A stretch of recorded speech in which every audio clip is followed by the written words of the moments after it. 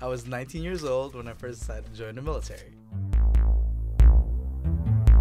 What made me join the military was to get away from my parents. The fact that they were going to pay for school, to see the world, I guess, go to different places, and experience new things. I was in boot camp training for a total of 10 weeks. And then I also did 16 weeks in a place called AIT. That's where you learn your skill level and stuff like that. I was in active duty for a total of 4.5 years.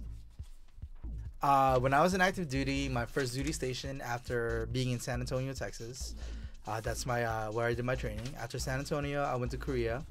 I was in Korea for a few months, and then after that, I went to Germany. And after Germany, I went to Afghanistan. After Afghanistan, I went to Texas. Korea, everything is cheap, so it's very, very nice. So you can get electronics for cheap, and I'm a big electronic junkie. And for Germany, the women aren't bad to look at because everybody looks like supermodels. Also, like, waking up in Germany, waking up drunk and ending up in another place is a fun experience that you can only tell once in a lifetime. Between those two, those are my two favorite places I went to. My scariest experience in active duty would be the first time that I actually went into combat.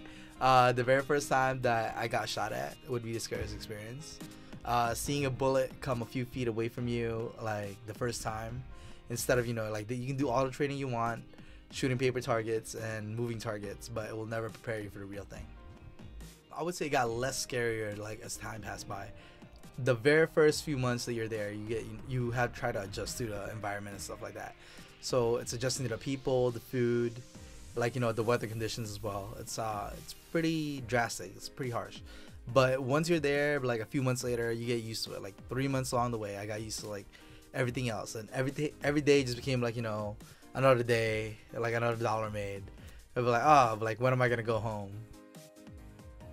I always had the same buddies of mine, for the past 3 years that I went, partying with, I guess, in a way.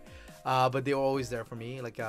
Same thing, it's kind of like being in a fraternity, but in a bigger fraternity, with everybody being brothers, it's brothers in arms. But yeah, I guess I had to put it in that sense. And then, there's always people that you're gonna be close with. And I was the only one traveled from Korea to Germany because I decided to request for a transfer.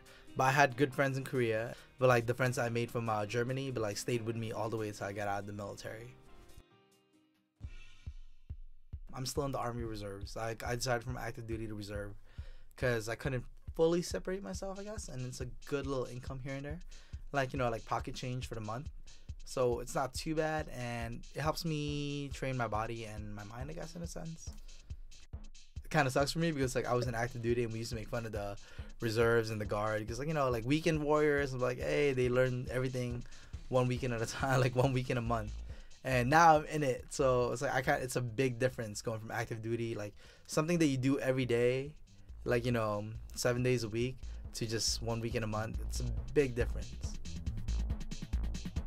My free time, I usually go either gym or bar. I think mostly bar. That's where most of my money go to. But it's a little bit more expensive in New York. But I like being at a bar and meeting new people and going to different bars. It's different from the bars that I went through all over the world, I guess. It's New York City is a nice little melting pot of people. You get to meet different people every single time.